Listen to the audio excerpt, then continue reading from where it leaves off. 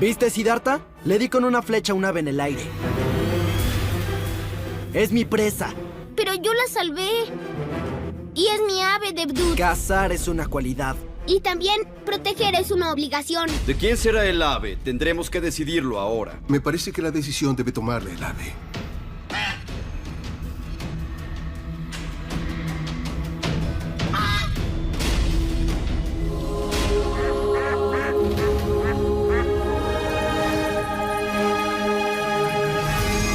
Muy buenas noticias, Rey. Esta tía tendrá otra oportunidad de venir a nombrar otra ceremonia. Majestad, Praya está embarazada. Felicidades, Prayapati. Felicidades, Majestad Suddhodana. En una esquina estará Siddhartha. Y en la otra esquina podrías poner a tu futuro hijo. ¿A quién cuidarías entonces? Parece algo muy difícil. Si cuidas a Siddhartha, serás injusta con el otro. Siempre cuestionarás eso y será algo eterno. Ese hijo será eso. Te desafiaría por siempre, hermana Prayapati.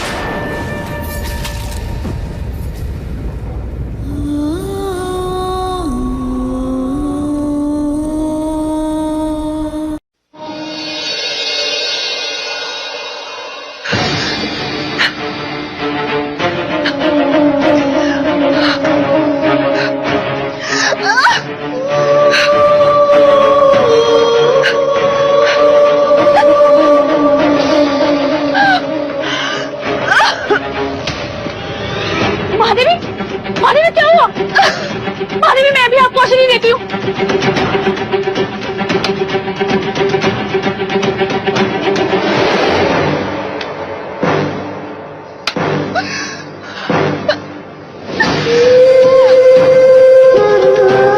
Mahadevi ने तो औषधि ली ही नहीं।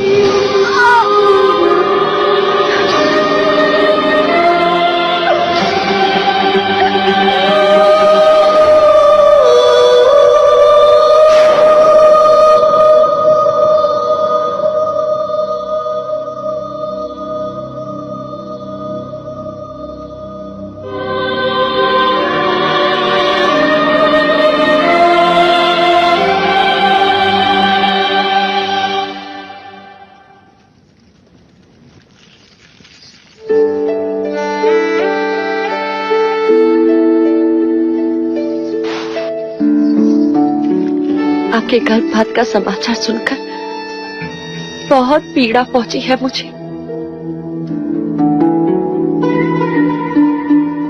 मैंने सारे प्रश्न ही मिटा दिए मंगला दीदी।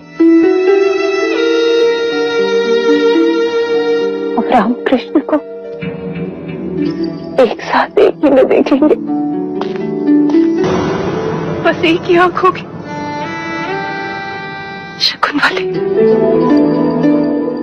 अंजलि रानी, आपने तो उस दिन सहज कह दिया था कि महादेवी का ध्यान अब युवराज सिद्धार्थ पर नहीं होगा।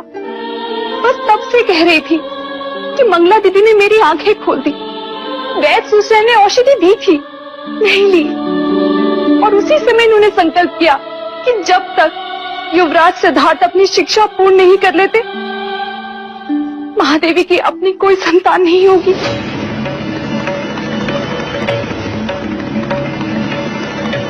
कितना बड़ा त्याग।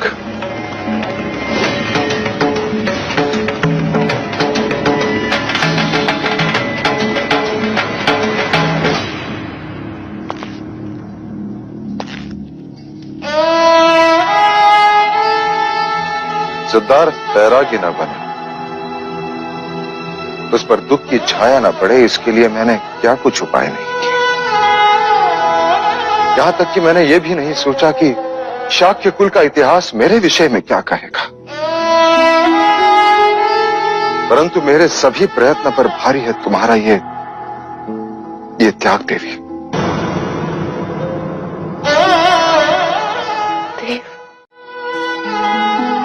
मैंने तो पुत्र प्रेम में केवल नगर खाली करवाया थी।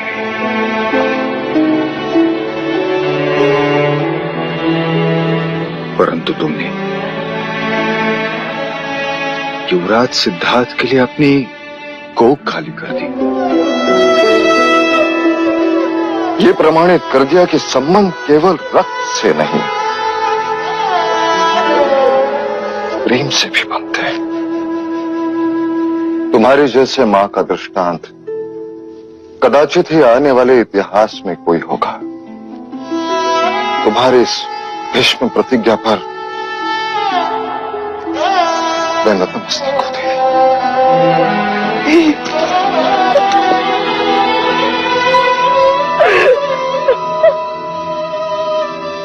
अब युवराज, सिद्धार्थ के सम्राट बनने में मुझे कोई संदेह नहीं, कोई संदेह नहीं। कौशिका। जी महाराज। राजा अमितोदन को कहो कि मैं अब भी सभी गुरुजनों को मिलना चाहता हूं। जी।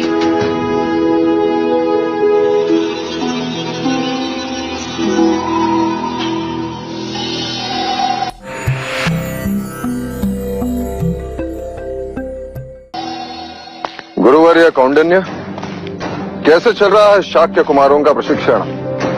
उत्तम, अति उत्तम महाराज। कुमार सिद्धार्थ को वेदों की प्रत्येक ऋचा स्पष्ट अर्थ सहित कंठस्थ है।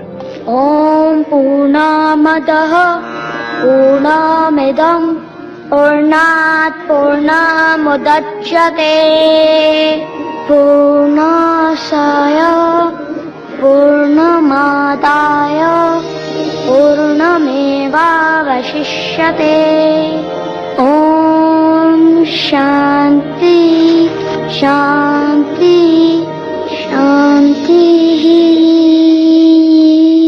अप्रतिम। वेदों से संबंधित कुमार सिद्धार्थ के जटिल प्रश्न हमें सावधान रखते हैं महाराज। सत्य प्रत्यक्ष भी होता है, परोक्ष भी। ये विद्या हम नहीं समझे। दो सत्य। क्या तुम इसका उत्तर दे सकते हो सिद्धार्थ? ज्येष्ठा, प्रत्यक्ष सत्य वो होता है जिसका प्रमाण तुम दे सकते हो, अर्थात वर्षा हुई और नदी का जल स्तर बढ़ा। पर परोक्ष सत्य अर्थात वर्षा नहीं हुई फिर भी नदी का जल स्तर बढ़ा। ऐसे कैसे? क्योंकि पहाड़ों में वर्षा हुई और पानी नदी में बह गया और नदी का जल स्तर बढ़ गया। जिस सत्य का हम प्रमाण नहीं दे सकते वो परोक्ष सत्य है। महाराज, अश्व सवारी में भी अति निपुण है युवराज।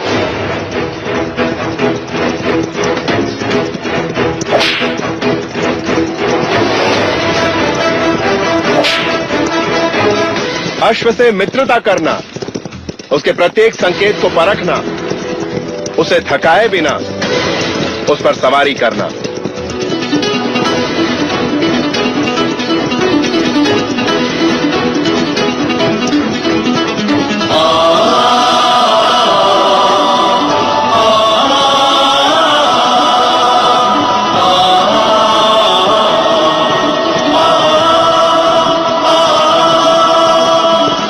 चातुर्य अद्भुत, संगीत ज्ञान अकल्पनीय, नृत्य की भाव भंगिमाओं की भी जानकारी है और शब्दों से ज्यादा आंखों से बात करते हैं युवराज।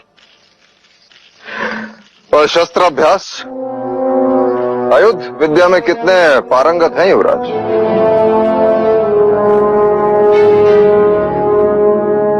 क्या हुआ अनुज?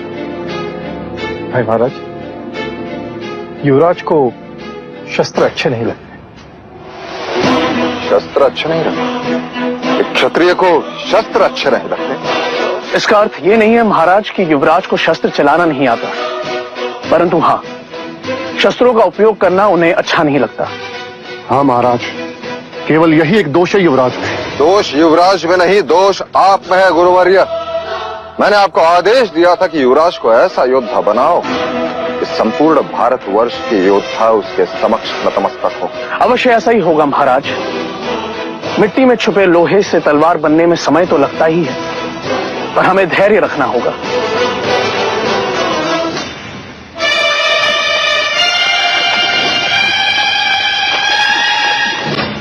ये आग कैसे लगी? गुरुजी, हम कुटिया बना रहे थे, अचानक देवदत्त भैया ने आके उसमें आग लगा दी। हाँ गुरुजी, उस वक्त चलना कुटिया के भीतर था। देवदत्त! देवदत्त! क्या तुमने ये किया? हाँ। क्यों? आपको पाप से बचाने के लिए। कुटिया बनाते समय अछूत चन्ना ने मदद की थी, इस कारण।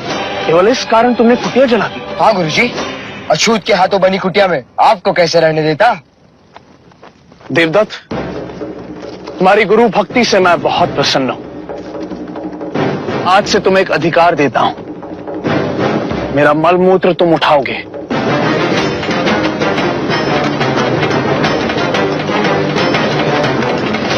आचार्य, ये क्या कह रहे हैं आप? देवदत्त, क्या मैंने यही शिक्षा दी है तुम्हें? चन्ना साथी पुत्र है, अछूत है। वारण कर्म से होता है, जन्म से नहीं देवदत्त। आचार्य कौंडिन्य, आप ब्राह्मणों के विरुद्ध बात कर रहे हैं। मैं नीति के अनुसार बोल रहा हूं आचार्य। न ब्राह्मण श्रेष्ठ है, न क्षत्रिय, न वैश्य, न शूद्र। सभी एक ही रचना के विभिन्न भाग हैं। ब्रह्मा के शीश से ब्राह्मण पैदा हुए, तो कंधे से क्षत्रिय, उदर से वैश्य और पैरों से शूद्र। तो क्या पैर और शीश की तुलना की जा सकती है? क्या पैरों के बिना शरीर चल सकता है? सोचो, अगर यह अछूत मलमूत्र उठाना बंद कर दे तो क्या राज्य में मलिनता ना होगी? सारे ब्राह्मण, सारे क्षत्रिय रोगी हो जाएंगे। देवदत्त, अपने आप को क्षत्रिय कहने से पहले सोचो कि तुम में कितना मैल है। और आचार्य अश्वपाल, क्षमा कीजिए, विद्यार्थी के समक्ष गुरुजनों का विवाद पक्षपात का संकेत है। उनकी श्रद्धा घटती है। सिद्धार्थ कहाँ है? गुरुजी, उस तरफ जाते हुए देखा था मैंने उसे। देवदत्त, ये कुटिया तुमने चलाई है, अब तुम ही इसे बनाओगे।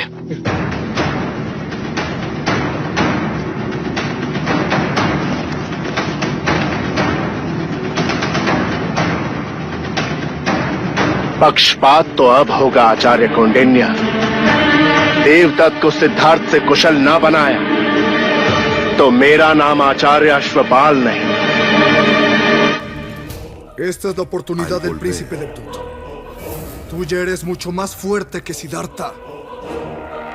Deberás acabarlo. Si deja de existir Siddhartha, dejará de existir el heredero.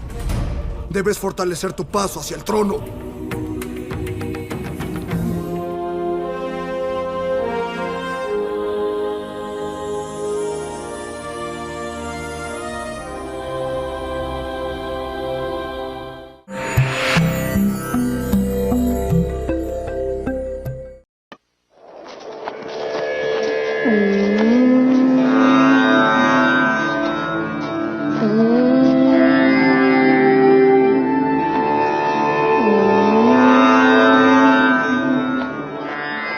Siddharth,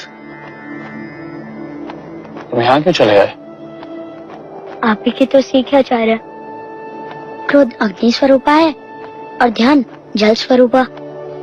क्रोध नष्ट करता है और ध्यान श्रेष्ठता बढ़ाता है। यदि मैं वहां होता तो ज्येष्ठा पर क्रोध कर बैठता, इसलिए यहाँ चला आया। सच कहा तुमने।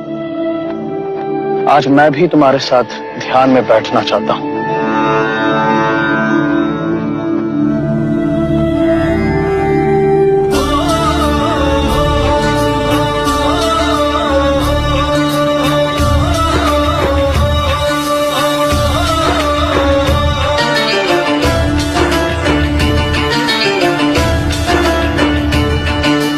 सारे शास्त्र कंठस्थ हुए और जब तप ज्ञान का चलन हुआ।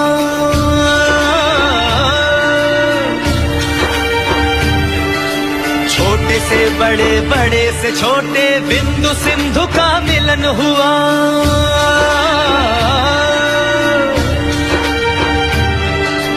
बढ़ने लगी सृष्टि की संपदा, मीन विहग सब मिलने लगे। चारों दिशाएं खिली खिली सी, जीव से जीवन बढ़ने लगे, जीव से जीवन बढ़ने लगे।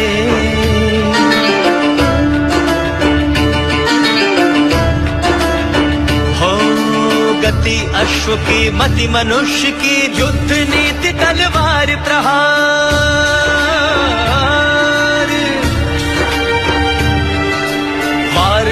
खुद का ज्ञान हो गया, बन गए सुख दुख जीत हार।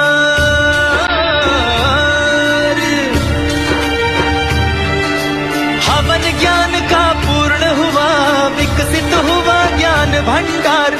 देखते देखते खिलने लगा बीज से उपवन का श्रृंगार, बीज से उपवन का श्रृंगार।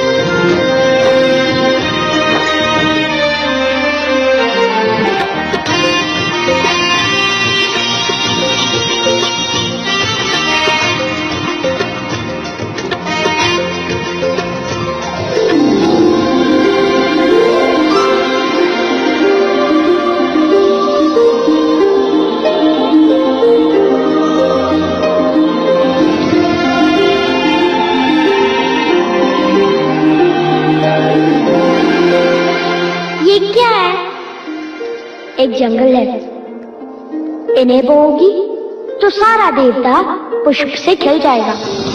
देखो सितार, तुम्हारे दिए हुए बीजों से पूरा वन खिल गया है। मैं आ रही हूँ कपिलवस्तु के कुमारों की परीक्षा देखने।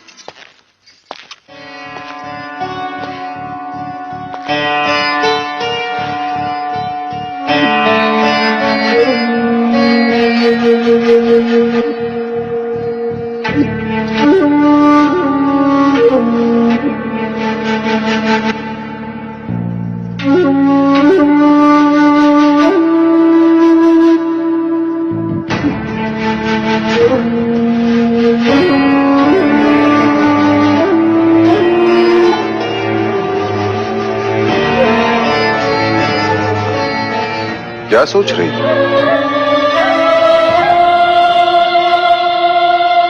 तुम्हारे हाथ कांप रहे हैं? हाँ देव, इस समय मेरा हृदय गगन ढोल से भी अधिक आंदोलित हो रहा है। जिज्ञासा तो सभी को है महादेवी। जिज्ञासा नहीं देव, भय। भय? क्यों? क्योंकि आज सिद्धार्थ के साथ साथ मेरी भी परीक्षा है। केवल तुम्हारी नहीं देवी, मेरी, गुरुजनों की, संपूर्ण शाक्य कुल की परीक्षा है। आज कपिलवस्तु के भविष्य और असित मुनि के वचन दोनों को परखा जाएगा। यदि आज सिद्धार्थ ने अपनी क्षत्रियता का प्रमाण नहीं दिया तो मैं अपने आप को कभी क्षमा नहीं कर पाऊंगी देव। तुम चिंता मत करो महादेवी, जो हवन निष्ठा से किया जाता है उसका फल भी अवश्य मिलता है। तुम केवल इतना सोचो कि हमने एक लोहे के टुकड़े को गुरुकुल भेजा था, अब तलवार देखने जा रही हो। चले।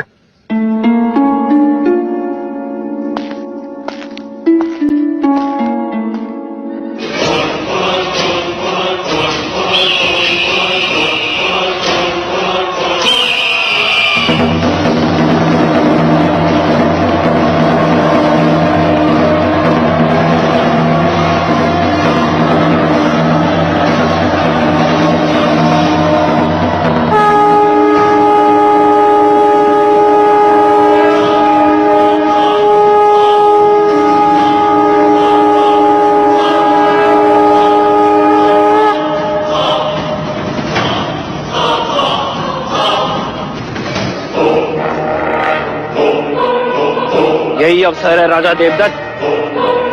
मेरी तलवार पूरी तरह से सिद्धार्थ पर भारी है। समाप्त कर दो उसे। ना रहे बांस, ना बजे बांसुरी। ना रहेगा सिद्धार्थ, ना होगा उत्तराधिकारी। राजगद्दी पर अपना अधिकार सिद्ध कर दो। गुरु अश्वपाल ने कहा है, प्रथम परीक्षा तुम्हारी ही होगी सिद्धार्थ समक्ष।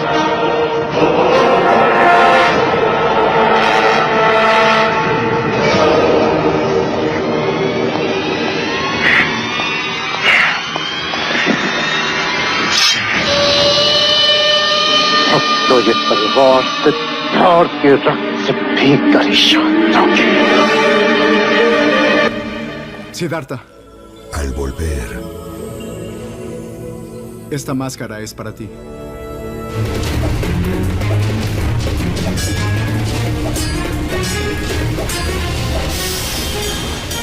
Cada golpe del príncipe de Blood hace más difícil probar que Siddhartha es un buen guerrero.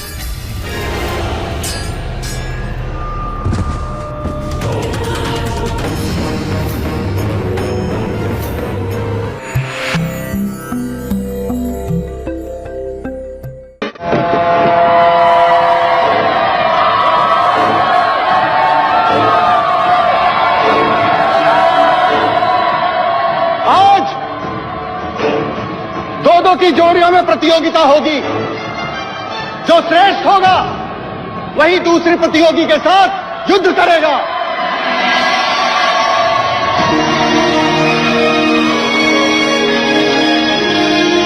प्रथम चरण की प्रतियोगिता आरंभ की जाए।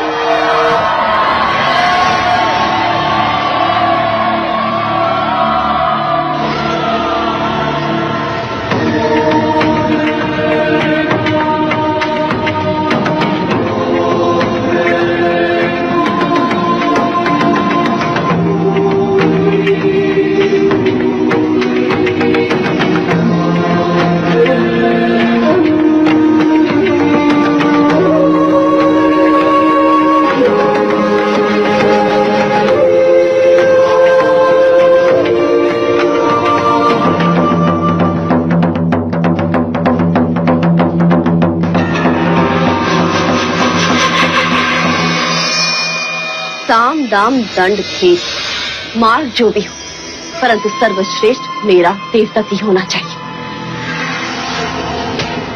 नहीं तो अश्व के पैर में तुम्हारा मस्तक होगा अश्वपाल। आप निश्चिंत रहे मंजली रानी, देवदत्त ही सर्वश्रेष्ठ होगा। उनकी विजय से ही तो मैं भी कौंडिन्य के सामने सर्वश्रेष्ठ बन पाऊंगा।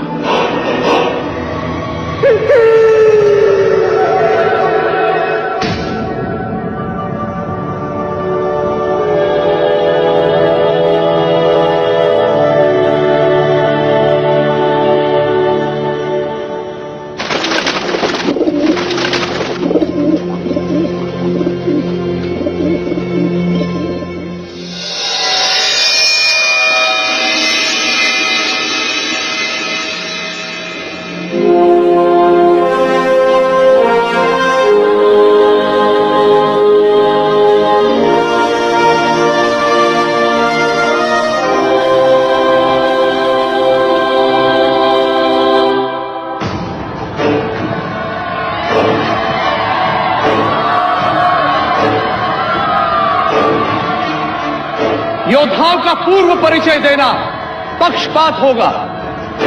युद्ध में केवल योद्धाओं की योग्यता का परिचय है। इसलिए प्रतियोगियों के मुख नहीं दिखेंगे, दिखेगी केवल उनकी शक्ति, अभ्यास और योग्यता, उनकी चपलता और शस्त्र चलाने की प्रतिभा।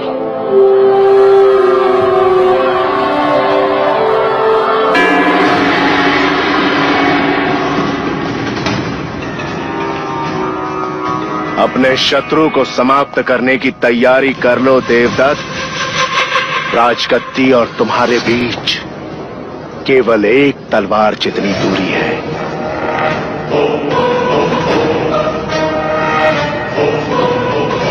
और ज्ञात रहे, युवराज जो मुखौटा पहनेंगे उसका रंग लाल है।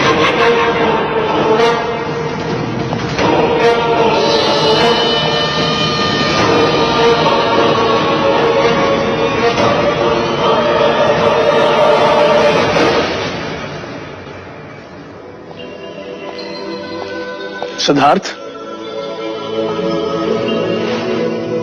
ये मुखौटा तुम्हारे लिए।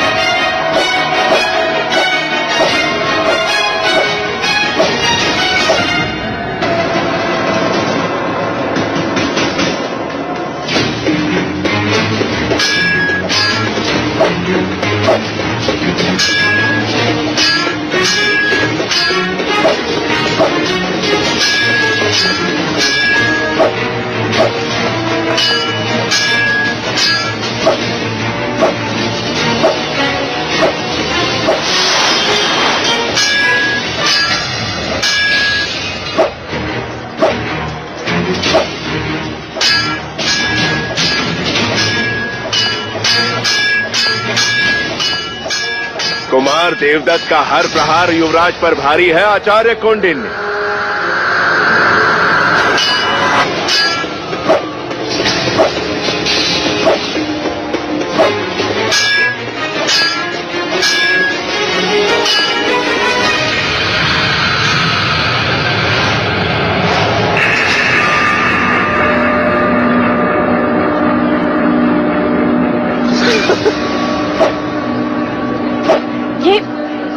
ये छल है। युद्ध में सब क्षमा है प्रजापति। किंतु यह केवल प्रतियोगिता है।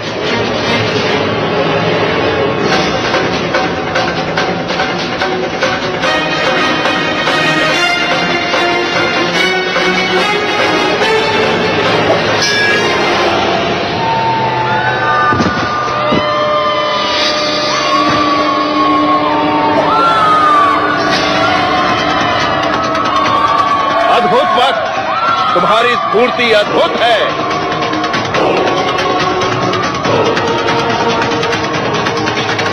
क्या कहना है आचार्य कौंडिन्य देवदत्त के बारे में? निसंदेह अद्भुत प्रदर्शन था।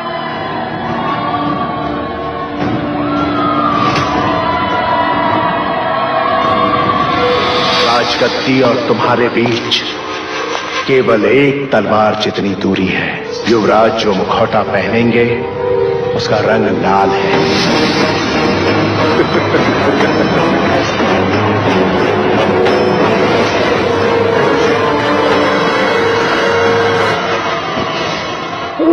क्या कर रहे हो? अपने क्रोध पर अंकुश रखो। जाओ यहां से।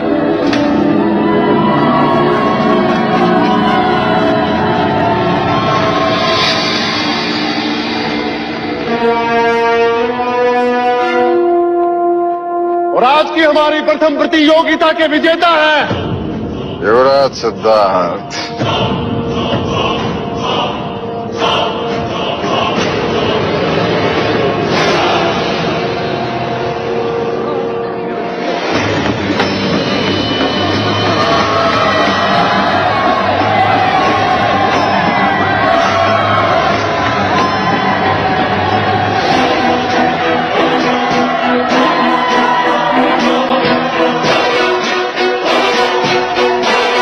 कुमार देवदत्त की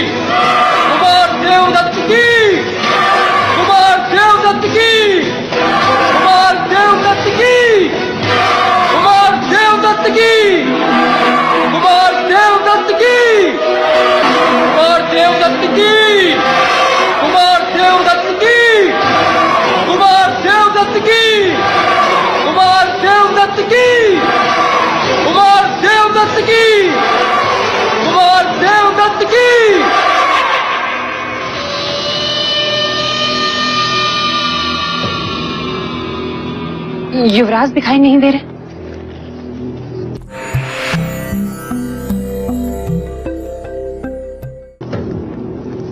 और अब आज की दूसरी प्रतियोगिता आरंभ होती है।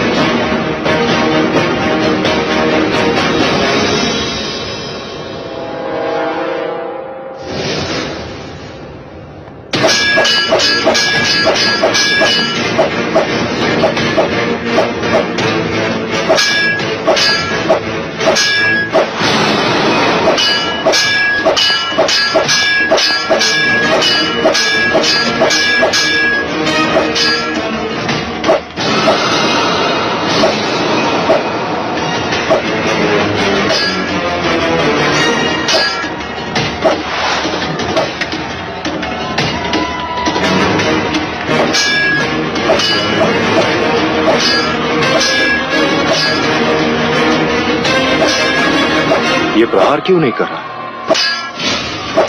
शत्रु को थकाना, ये भी युद्ध की एक नीति है राजन।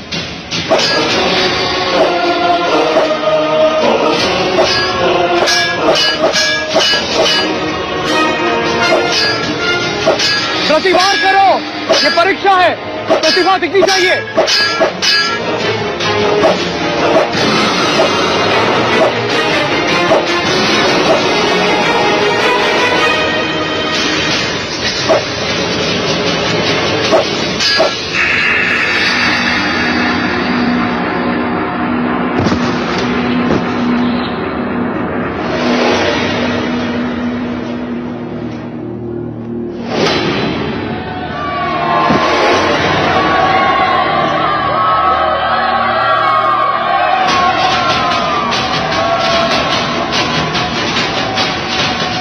कदाचित मानाम भी जीत गए थे तक।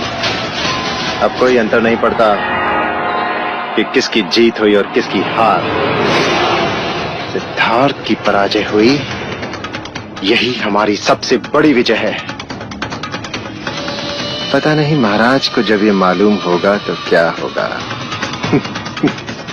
सिद्धार्थ। और आज के एक और विजेता है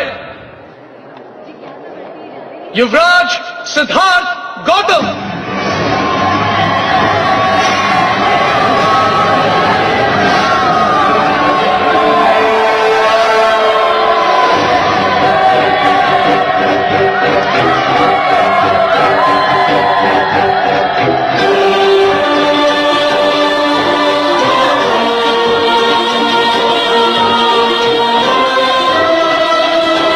युवराज सिद्धार्थ की जय। युवराज सिद्धार्थ की। युवराज सिद्धार्थ की। युवराज सिद्धार्थ की। युवराज सिद्धार्थ की। युवराज सिद्धार्थ की। युवराज सिद्धार्थ की।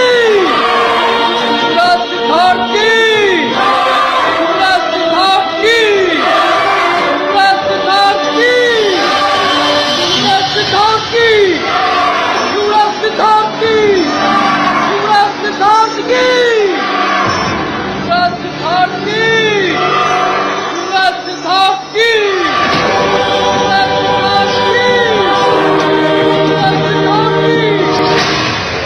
इसका मतलब वो लाल मुखौटे में सिद्धार्थ नहीं था।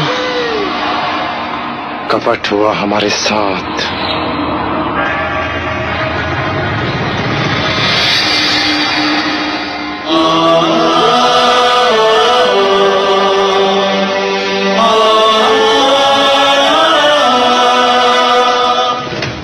आपने तो कहा था कि लाल मुखौटे में सिद्धार्थ है, तो वो बदल कैसे गया? इसका उत्तर मैं देता हूं आचार्य अश्वपाल। वो मुखौटा लेकर जब मैं युवराज को देने गया, सिद्धार्थ,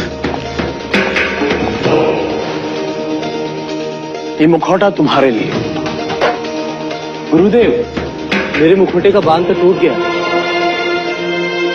कोई बात नहीं, तुम सिद्धार्थ का मुखौटा ले लो। जल्दी करो, प्रतियोगिता का समय हो गया है। जी गुरुदेव।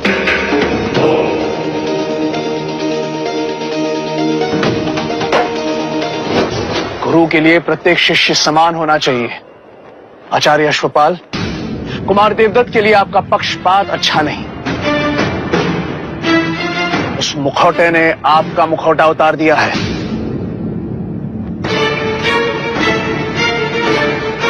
और कुमार देवदत्त, अपने क्रोध पर अंकुश रखो, वरना किसी दिन इस तरह फंस जाओगे कि कोई गुरु तुम्हें बचा नहीं पाएगा।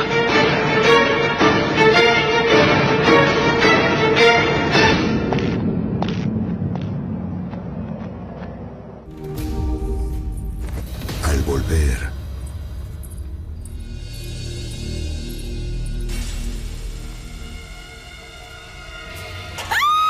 ¡Serpiente! ¡Serpiente! ¡La serpiente ha mordido al príncipe! ¡La serpiente ha mordido al príncipe! ¡Alteza! ¡La serpiente ha mordido al príncipe! ¡Levántalo! ¡Rápido! ¡Lleva al príncipe adentro! ¡Y llama al médico de inmediato!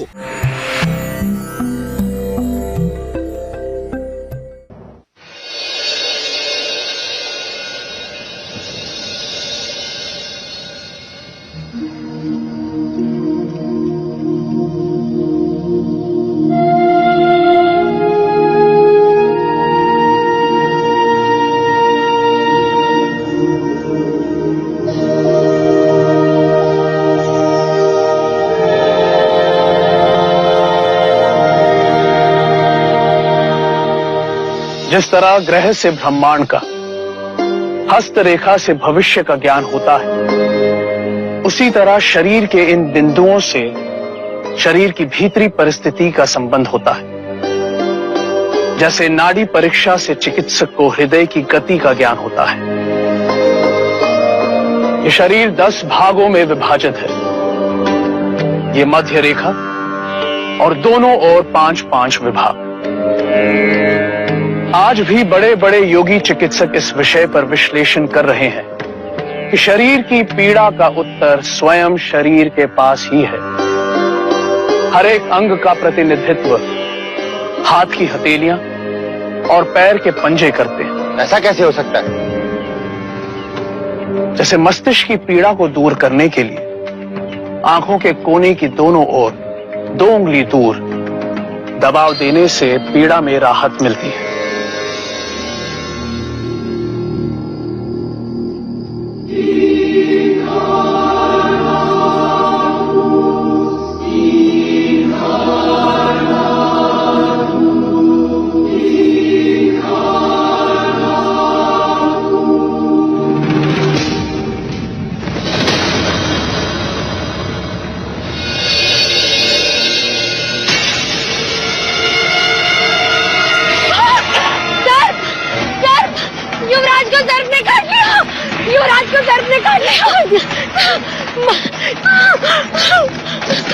महाराज, युवराज के सर्प ने काट लिया। युवराज को भीतर ले चलो और राजवैद्य को तुरंत बुलाओ।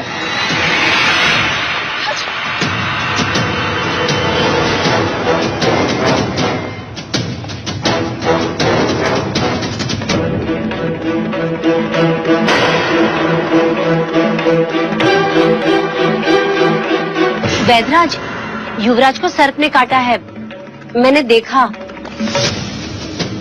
परंतु इनके शरीर पर सर्पदंश का तो कोई निशान नहीं है। तो फिर सर्प देखकर डर गए होंगे युवराज, तभी तो बेइज्जत हो गए। मेरे कहने का अर्थ है बड़े कोमल प्रकृति के हैं हमारे युवराज, है ना? बेसुध होने का कोई कारण नहीं है, कदाचित थकावट होगी।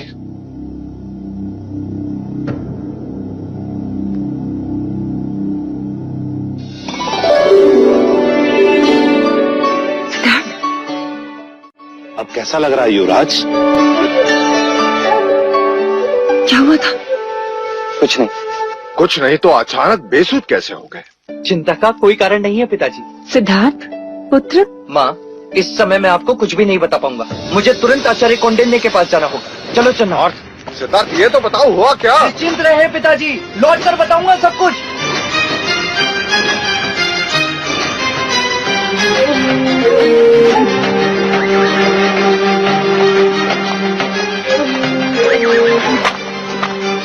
गुरुदेव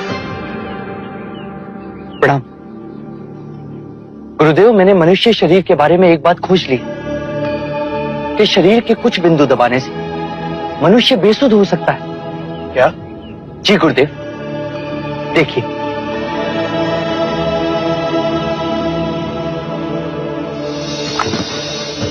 इसे क्या हुआ? चिंता की कोई आवश्यकता नहीं है गुरुदेव। कुछ पल पश्चात इसे सुध आ जाएगी। कैसे कह सकते हो? प्रथम प्रयोग मैंने स्वयं पर किया गुरुदेव। कल रात में बेसुध था। अब हमें युद्ध में शत्रुओं को मारने की आवश्यकता नहीं पड़ेगी। शरीर के बिंदु दबाने से वो बेसुध हो जाएंगे और अनिवार्य हुआ तो हम उन्हें बंदी बनाकर युद्ध जीत सकते हैं। तुम सच में करुणा मूर्ति हो सिद्धार्थ, जो युद्ध में भी अहिंसा को ढूंढ रहे।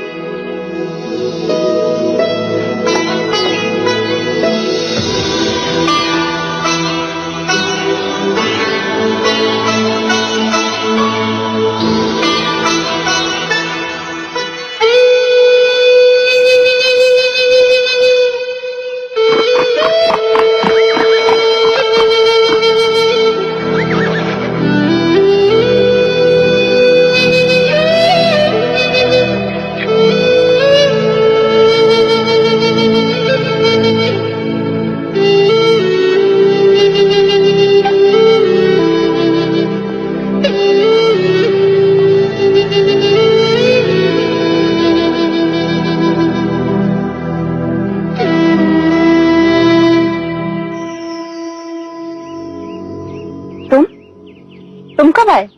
जब आप बांसुरी वादन में लीन थी। माँ, मैंने बहुत बार देखा है, जब भी आप आनंदित होती हैं या निराश होती हैं या जब स्वयं को अकेला पाती हैं, तो आप इस पेड़ के नीचे आके बैठ जाती हैं। आप क्यों बैठती हैं माँ? इस पेड़ में ऐसा क्या है? ये माया है, मेरी बड़ी बहन। इस पेड़ का नाम मैंने माया रखा है। इस पेड़ के साथ मेरी बहन जुड़ी है। ये परिवार का एक सदस्य है। बड़ों की तरह हमें छाया प्रदान करता है। ये जीवन भी देता है। पक्षियों के सुर में संगीत सुनाता है।